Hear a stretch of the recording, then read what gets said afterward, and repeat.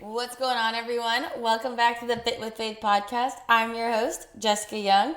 And if you're new here, thank you so much for being here. I'm so glad you found my podcast. If you are returning, thank you so much for your support. I hope you really liked today's episode. Now, you may be wondering, Jessica, where have you been for the last, 3 weeks now? Well, there's the cough. So, literally every single time I get like forward momentum, and we're gonna catch up for a second. That's what this intro is gonna be. Every single time I get forward momentum with my podcast, with something, I'm like, yes, we're going for it. I'm so motivated. I have clear direction. Let's go, Jesus, team, God, all the things. Something happens. Something happens every stinking time. I get sick. I don't know. This time, I got sick. I got like ill. I was coughing, I was sneezing, I was losing my voice. I sounded ridiculous. I sounded ridiculous. And then my parents came to town right when I was getting out of being sick. And then excuse me, I'm trying not to cough. And then last week, coughing again. And I was like, wow, this is great. I literally can't hold a sentence without coughing. I'm so happy with myself right now. But here we are. We're doing the thing. We are going to be talking about episode 2 of this little mini series that I'm doing, The Purpose of Pain. And today is going to be a really important one because this is episode 9 of season 2. And what we're going to be talking about is, what if it wasn't by accident? What if that thing you went through, what if the pain that you're feeling, what if all the stuff that you have felt recently was not by accident? Because I know a lot of the times we think that, oh, well, maybe it's just me, or maybe that was my fault, or maybe that, whatever the case is, it wasn't by accident. Nothing in our life happens by accident. And today we're going to really talk about that, because going back into the first episode of this little mini series, it had to hurt. It had to hurt, literally, separate sentence. It had to hurt, and it wasn't by accident. So today we're going to break that down, and I'm going to encourage you in the sense of, no, it wasn't by accident, but it also still has a purpose, because like we're talking about, pain has purpose. There is a purpose for your pain. So without further ado, buckle up, get ready, sit down. I'm about to help you out. And we're going to talk about how the fact that your pain, your suffering, your sadness, your loneliness, all of this, it wasn't by accident.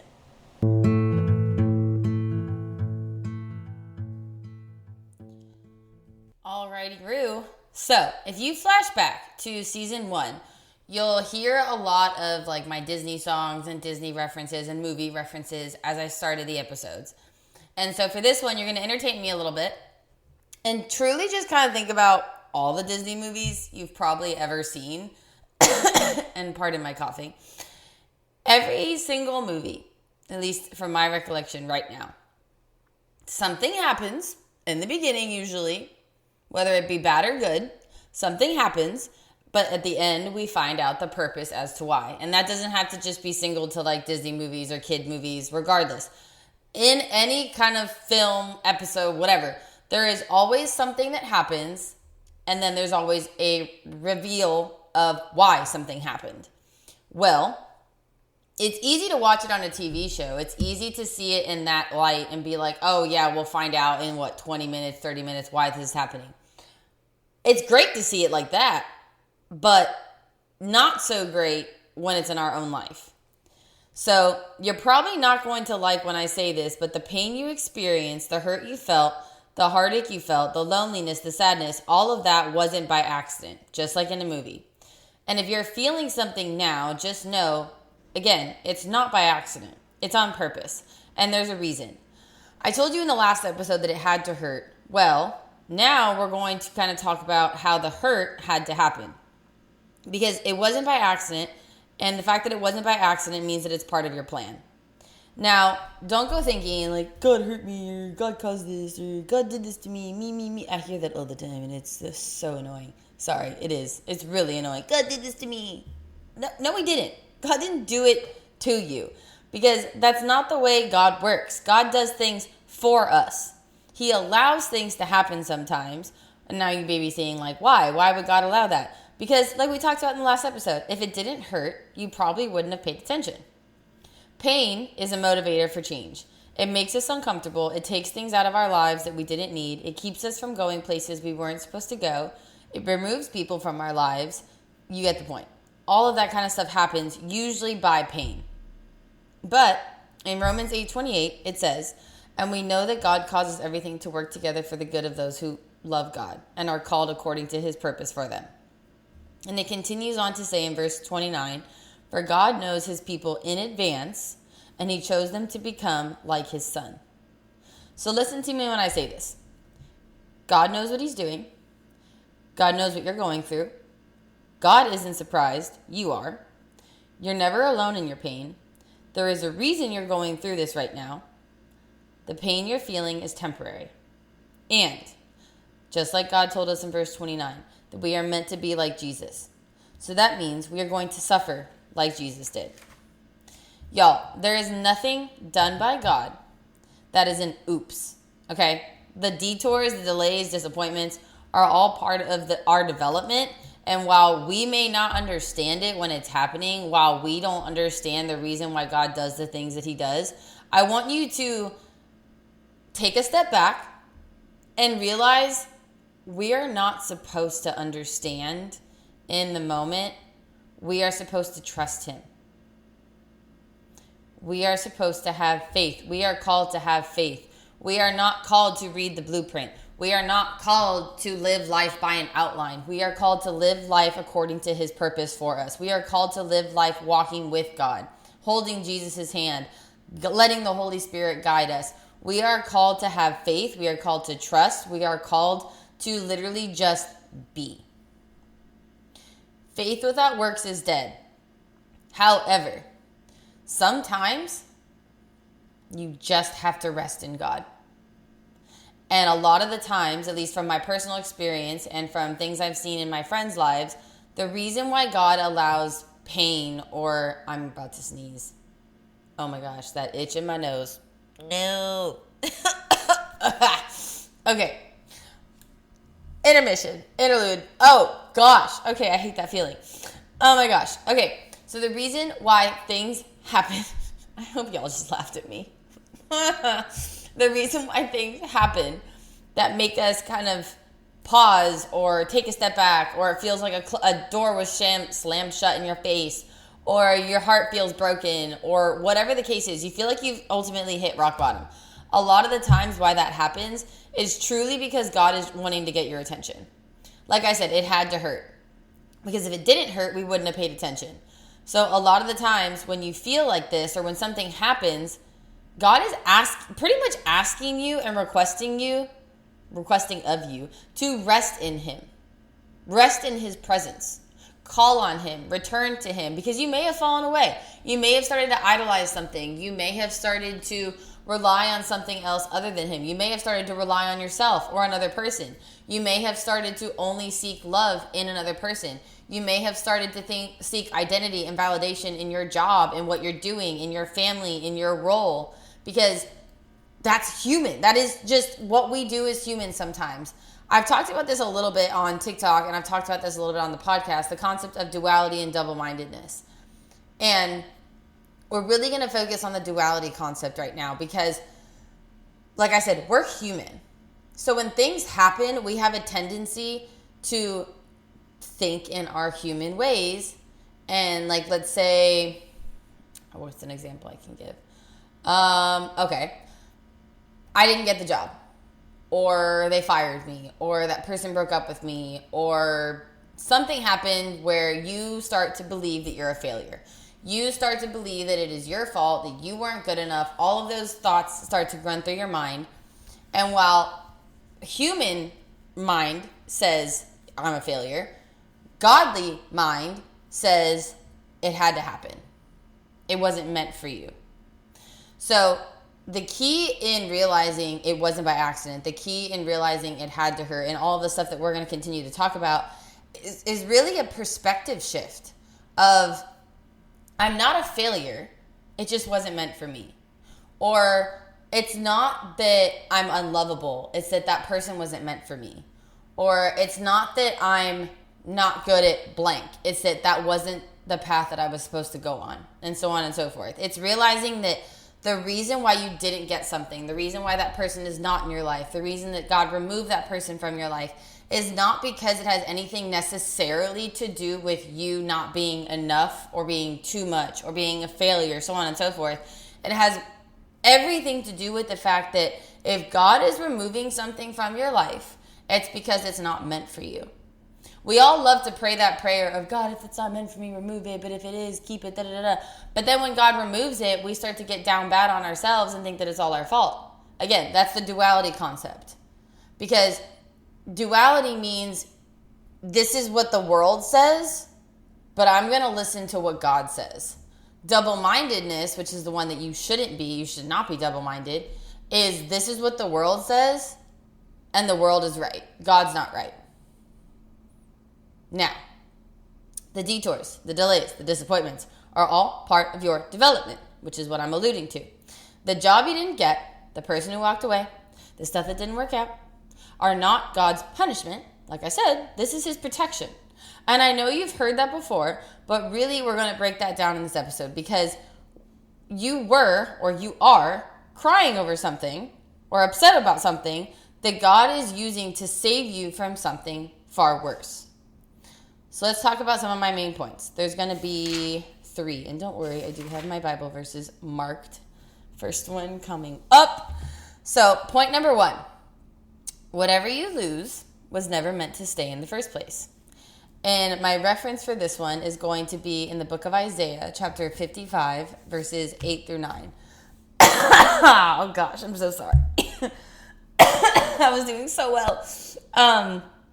Okay, verses 8 through 9 says, my thoughts are nothing like your thoughts, says the Lord, and my ways are far beyond anything you could imagine.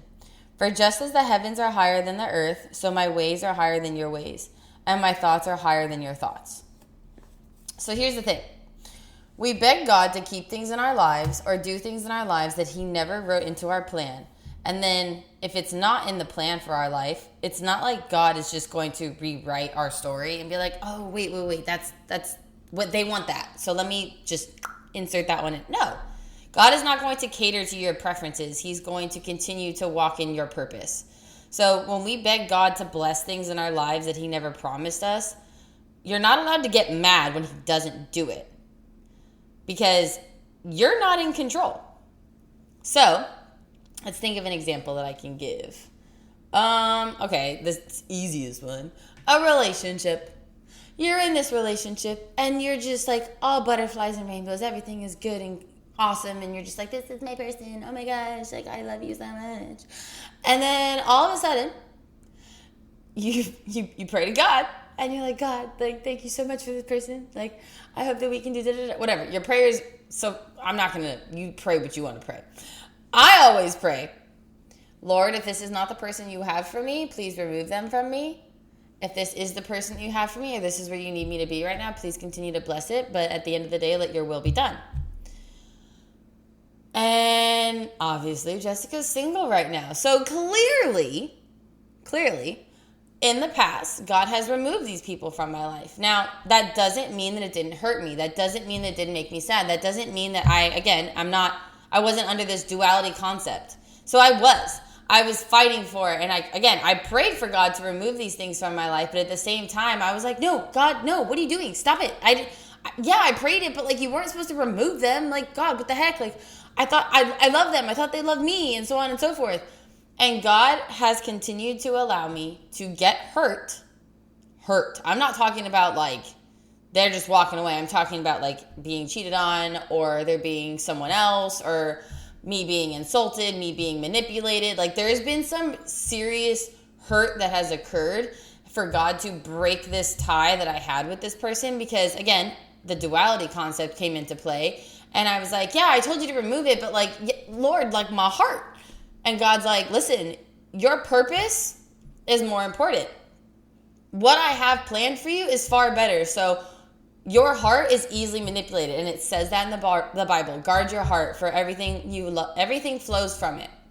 And then it also says in the Bible that our heart is the most easily manipulated. And God is trying to protect our hearts, but because we are the way that we are, we let our feelings sometimes overthrow what we asked God for, and we're like, no, yes, I asked you for this, but that you weren't supposed to actually do it. And God's like, listen, you asked, I answered, you can't be mad at me for it. And then we get mad at him for it.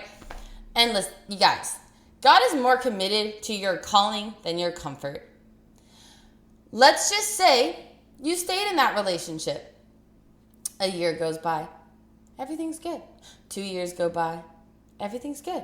3 years go by, and you're realizing, I didn't do this, that, and the other. I'm in this position where I'm not happy. I'm not settled. I don't feel motivated. I'm not doing this. Like, I haven't had this. Like, everything that you thought you wanted for your life, or everything you had planned, everything that you, like, aspired to do, like, you haven't done it. Why? Because you're walking down the path you weren't supposed to walk on.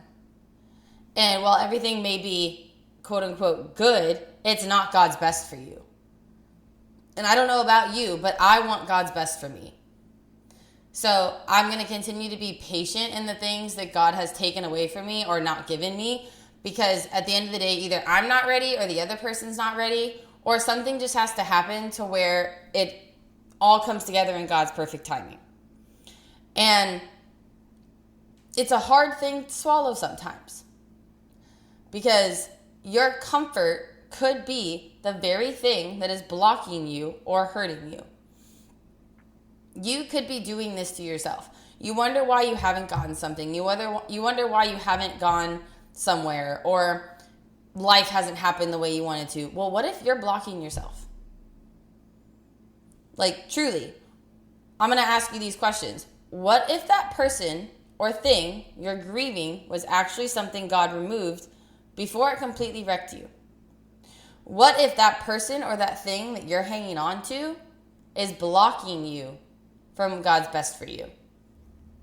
And now this leads me into point number 2, being the toxic and bad cycles that you're in probably would never stop without some sort of disruption. I should take out probably. They will never stop without some sort of disruption. Because like I said in that last episode, when again I talked about it had to hurt to get your attention, you had to lose that, you had to fail at that, you had to be left, you had to be broken, etc., in order for you to wake up and realize the cycle that you were in. Experiencing pain or grief like that forces us to surrender, because no one is ever going to stop and do something different or change if they think everything is good. Admit it.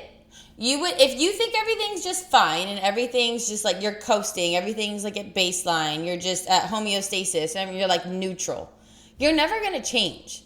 If you're making just enough money, or the relationship is good enough, or they do things for you sometimes, whatever the case is, if everything's good by your standards, you're never going to change. Your pain, your grief, your loss, your sadness, it's going to humble you. And it's going to force you to come to terms with the fact that you're not in control and you have to die to yourself, which is what we're told time and time again in the Bible. Die to yourself. Like, give your life over to Jesus. All of those kinds of things. Pain initiates change, and change causes growth. Growth requires death of pride, plans, idols, and your comfort, which in turn ends the cycle you were in that God is trying to pull you out of. Again, think of your past relationships. Think of a job. Anything along those lines. When you lose something, it forces you to take a step back. It forces you to kind of like reconvene and be like, okay, this didn't work out, now what? And that now what time is when you have to lean on God the most.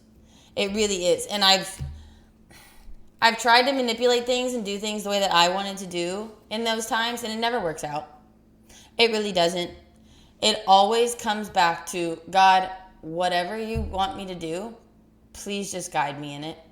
Please help me see what your plan is. Please help me do the things that you want to do, because obviously I don't know what I'm doing. And here's the thing. The minute that you admit that, oh, life gets so much easier. So much easier, so much better. And you will feel so much better the moment that you decide and just truly submit to the fact of like, you know what? I don't know what I'm doing. I really don't. I wish I did, but I don't. And it's, I can say this from personal experience. When I finally started to live in that, of like, I don't know what I'm doing, I started to have more fun. And like if something gets taken from me, okay, God, you didn't want me to have it. If I get something, thank you, Jesus. I don't know what I'm doing. I know what I'm going to do today. I kind of know what I'm going to do tomorrow, but that could change. And the moment that I started to really just like sit in that and live in that space, I was like, I'm okay.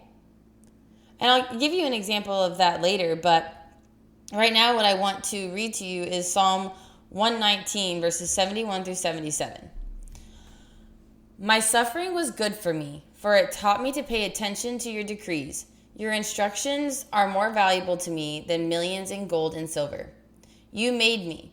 You created me. Now give me the sense to follow your commands. May all who fear you find me in a cause for joy. For I have put my hope in your word. I know, O Lord, that your regulations are fair. You disciplined me because I needed it. Now let your unfailing love comfort me, just as you promised me, your servant. Surround me with your tender mercies so I may live, for your instructions are my delight.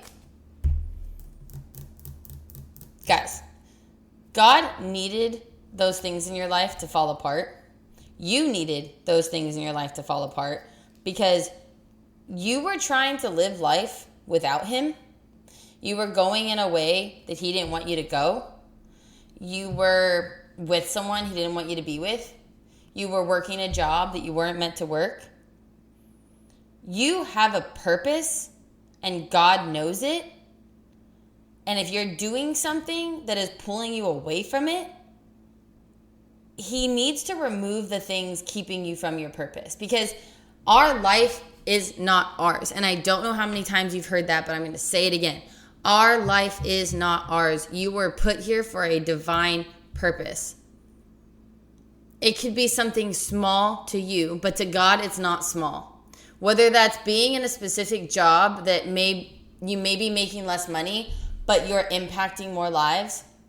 Whether that's, I don't know, being single for longer so you can go on mission trips and travel and help people and work for your church and volunteer in certain things and have the freedom to do what God needs you to do and move where God needs you to move. Settle with that. Like, just kind of be like, you know what? Okay. Because one day, everything's going to make sense. Like we talked about in the beginning, it's easy to see it in a movie. It is. But if we take that movie and made it real life, those actors, those characters in the movie, in the book or whatever, like to us, it may be an hour, hour and a half, but in real life, it's years, it's months, it's weeks, it's a lot of crying, it's a lot of conversations, it's a lot of heartache. So your life, I mean, you can think of it like this if you want. Your life is kind of like a movie. Except while we may know the ending of a movie, we don't know the ending of our life. While you can look up the timeline and the highlights of a movie or a TV show, you can't do that with your life. You have to wait.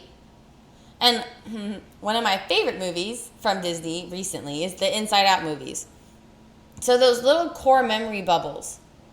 Think about that. Think about all of those little bubbles of all the memories that she makes, all the things that impact her mind, so on and so forth, all the things that make up Riley. Who Riley is in that movie is all of those little core memories of sadness, anger, disgust, joy, all of that. The anxiety that comes into play. That's what our life is. But while all those different emotions who are in her, like working everything out, they can see things from a different perspective. And that's kind of where God is. Like, he sees things from a different perspective. We don't understand. We don't know. He does. So romanticize your life in a sense and make it to where you are living your life like a movie. So when this is my way of looking at things a little bit. It's like when something happens, I'll literally be like, oh, plot twist. Or like, I don't know, like make it funny. Make it something to where you don't have to think about it so negatively. Like, TV series, for example, like there's seasons, there's episodes, there's reason. Like, that is your life. Your life is season after season, episode after episode, and there's going to be plot twists. There's going to be villains. There's going to be heroes. There's going to be good. There's going to be bad. There's going to be tears. All of that. That's all just how life is. But hold on to the fact that nothing happens by accident. So in John 12:24, Jesus says, I tell you the truth, unless a kernel of wheat is planted in the soil and dies, it remains alone. But its death will produce many new kernels, a plentiful harvest of new lives. Now that may be a little weird, and you're like, Jessica, we were just talking about movies, now we're talking about wheat. Well, here's the thing. When Jesus says that, Jesus is the wheat that needs to be planted. That's what he's kind of alluding to them. So again, if even the Bible, oh my gosh, even the Bible is like a movie. It's like a lifelong TV series of Jesus, where like the Old Testament relates to the New Testament, and like Jesus foreshadows his death so many times. And like we can, again, see it in movies and TV shows where we're like, don't go through that door. Like we know what's in that door. We see it from a screen, but we don't see that from our own lives. So like while Jesus is saying that, he knows what's coming, but the disciples don't know what's coming. So he says, like I said, in this verse, Jesus is the wheat that needs to be planted to die so that we could be those new kernels that form. The verse also allows us to see that in order to truly see life and fruitfulness come into our lives, we must be willing to die to ourselves and embrace God's will on our lives. Because when we put the two of these verses together, when we put 24 and what is my other verse? Hold on. My notes. I just got confused. Oh? What? Pardon me. I was on a roll and now I just confused myself with my own notes. Wow. I don't know. Anyway. Whoops. I think I meant I don't know. I wrote my notes and whatever. Interruption. When we put the verses from Psalm 119 and the verse from John together, we can apply them to our lives, and we see that we need to die to ourselves and accept that things will fall apart. Both of which are hard to understand and hard concepts to grasp, but absolutely necessary disruption in our lives. When things fall apart, when things don't work out, I'm just like, okay, you know what, God? Like, clearly there's a reason for this. And although I don't know the reason now, I know I will eventually. And that's okay. And that's something that, like, it can be a double-edged sword because you don't know when you're going to know the reason. You don't know when everything's going to make sense. And it may never make sense. And that's kind of something you just have to be okay with. Think about when someone hurts you. Like, sometimes all you want is the sorry. Sometimes all you want is to understand why. And you may never get that. You may never get the closure that you're seeking.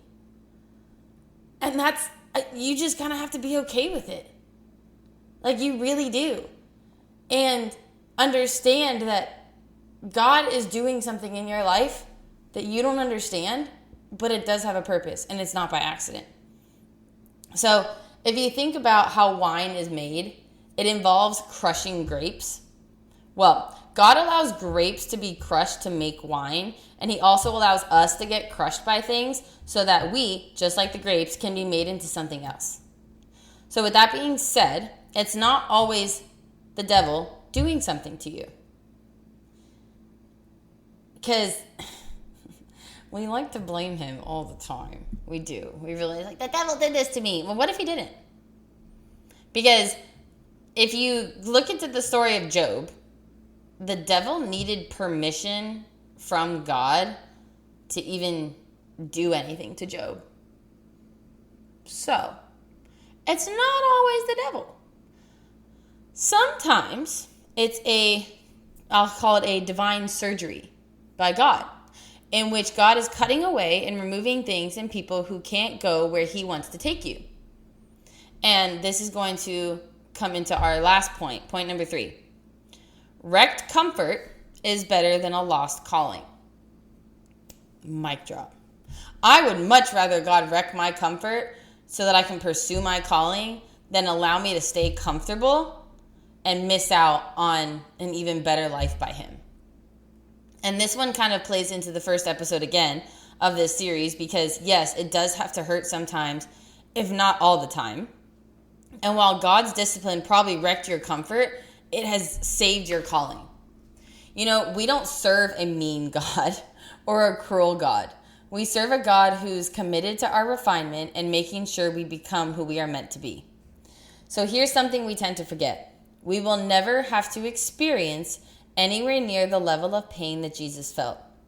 So when you are tempted to complain or you feel uncomfortable, I really want you to use that energy as a trigger to create.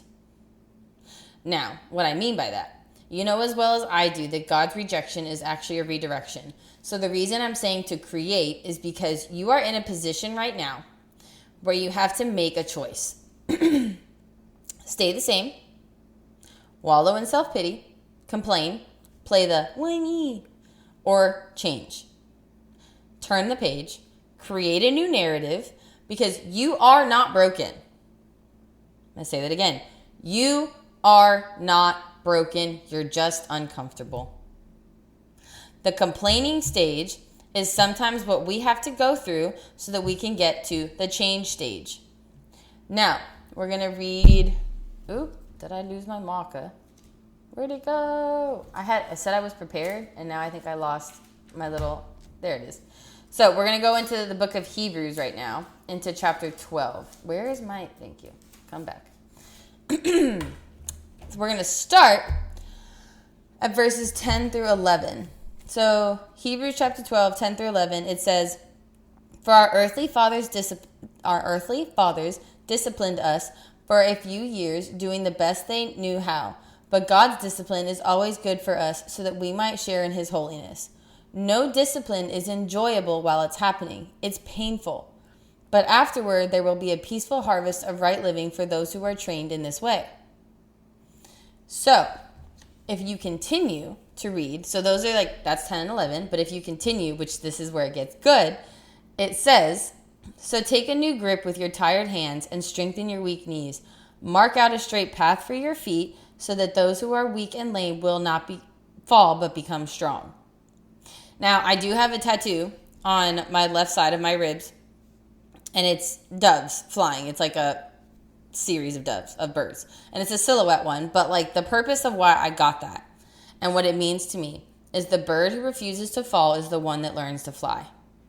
So like it says, those who are weak and lame will not fall but become strong. See, it tells us that you need to take a new grip, that we need to mark out a straight path, so that we have to do these things. Now, again, go back to what I said a few seconds ago. You need to create a new narrative. God is going to direct you because he ultimately won't let you go in a path that you're not supposed to go on, but he's not going to do it for you. He will point you in the direction, but he's not going to help you walk it, if that makes sense. He's going to point you there. You have to walk. You have to take the first step. You have to go down that way. That is the whole point of free will. He gives you the tools. He'll give you the people to help you. He will literally light the path, but you have to be the one to take the step.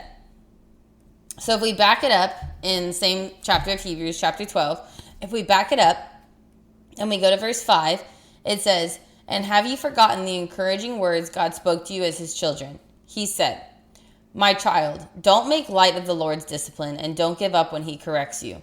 For the Lord disciplines those he loves, and he punishes each one he accepts as his child. As you endure this divine discipline, remember that God is treating you as his own children. Whoever heard of a child who is never disciplined by its father?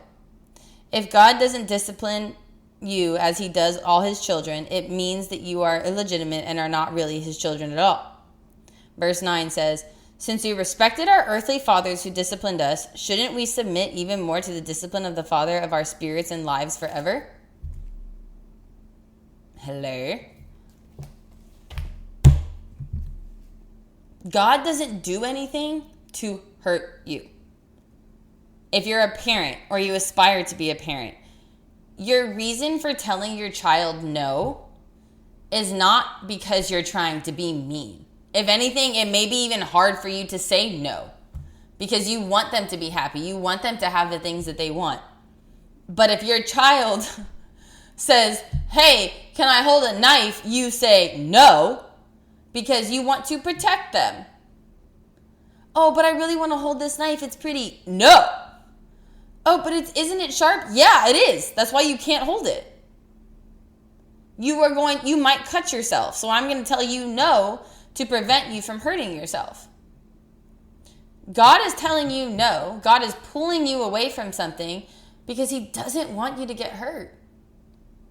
Or think of it even in a better sense. He has something so much better for you. Why would he let you settle for less? Why would you want to settle for less? I don't. And for a while, I was content, I guess you could say, with less because I didn't think I deserved more. And that's a self thing, but you might be in that same boat. You think what you had is the best, but it's not. What God wants for you, what God wants to give you is the best. What you had is not. Now, there might be a chance where like things that you used to have, like God's going to bring it back and it's going to be even better. Relationships are just so easy to use as an example. But like, let's say you had a really good relationship and it ended. If that was good then, imagine how much better it's going to be. Imagine how much better the next one's going to be. Imagine how much better it's going to be when you wait for what God has for you, when you wait for the person that God wants to give you, or you wait for the person that God has literally picked out and set apart to be yours, to love you the way that you deserve to be loved, to respect you, to honor you, to cherish you, and to be committed to you the way that God is committed to you. Because you have a purpose, they have a purpose. And I firmly believe that God has a person for everybody who helps them walk in their purpose to the best of their ability, to the best of his ability. Like, we are all destined for so much. We all have a story that has been written. And every single time someone comes into your life, they're part of this story. Now, there are some people that are going to walk with you for a long time. Some people that are going to walk with you for maybe even just a day, maybe just a conversation. There's some people that are going to leave. There's some people that may be part of your story to intentionally hurt you, to redirect you. And God's going to allow them to do that. And that's kind of why? But, if that's what it takes, that's what it takes. So, I said I was going to give an example, and I'll do this real quick before I close out this episode. But every time I feel sadness, pain, or loneliness, or rejection, anything along those lines, I always remind myself of what Jesus went through. Because if my goal is to be like Jesus, I have to understand that the pain that he felt, the things that he went through, are going to be things that I'm going to go through on a different level. So I allow myself to feel my feelings, but I keep going. I do exactly what that verse says, and I take a new grip with my tired hands and strengthen my weak knees.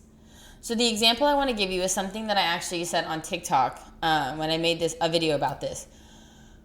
And what are we in? I guess like 2 weeks ago now, a week and a half ago. Last Tuesday. Oh, wow. Yeah, last Tuesday. I had a job interview, and I was excited about this job, but also kind of like, I don't really want to work for somebody else. I've never wanted to work for anybody else. Like, I want to grow my podcast, like have my podcast be part of my brand and like grow a ministry out of this. Like, I have so many goals with Fit with Faith. You have no idea. Anyway, I digress. I don't want to work for somebody else. I just don't. But my human mind was telling me, if you work for these people, you won't have to stress about clients. You won't have to stress about all these things. You'll have a solid salary. But, there was the other side of me that was like, but you'll be doing so much work. Will you even be able to focus on the things that you feel called to work on and do, and so on and so forth?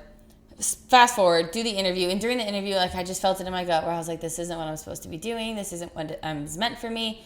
So, yada, yada, yada. Again, fast forward, interview ends. And the first thing I said to God was, you know what, Lord, if this is the path for me, I know it's going to work out. Because this was like the second to last interview. So I had one more if I was going to get the job. And I was like, God, I know that if this is your path for me, like it's going to work out. But I also know that if it doesn't work out, that means you have something better for me. And I'm okay with that. Let your will be done. And within an hour, I got an email saying that I'm not getting the next interview, like the last interview. So I didn't get the job. And I could have been upset. I could have been sad. I could have let anxiety take over. I could have been worried. But I read that and I was like, okay. All right, God. That's not the path for me. So guide me down the path you want me to go on. And sure enough, I took a leap of faith for me, contacted this agency that had reached out for me that wants to help me grow my platform and grow my brand. And let me tell you what, in the last week, although I've been like tired and doing more work, I'm doing more work for God's kingdom. I'm doing more work for people in talking about Jesus, being able to talk about Christ, being able to do devotionals and help people. Just last night, I stayed up till like 11 doing a devotional with someone on the first 3 chapters of Micah. That's something I can't do if I work for another company or I have all these clients and I have all these people making me busy.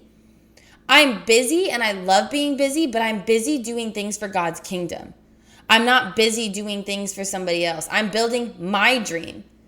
I'm pursuing my purpose, my goals. I'm pursuing the things that God put on my heart. Is it hard? Is it stressful? Absolutely. Is it lonely sometimes? Absolutely. But I have so much encouragement around me knowing that everything that I don't have are things I don't need.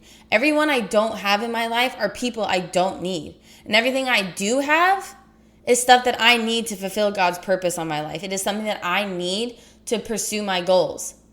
And while, again, like I said, it may be lonely sometimes, the space that God has created in my life has given me the ability to read my Bible more often than not. It has given me the ability to go to a Monday night Bible study, a Tuesday night Bible study, to lead a Bible study in my apartment on Wednesdays, to volunteer at different places. Like I'm going to volunteer at a barn for equine assisted therapies. Like I have the ability to be a light into this world because God has given me the freedom and the space to do so.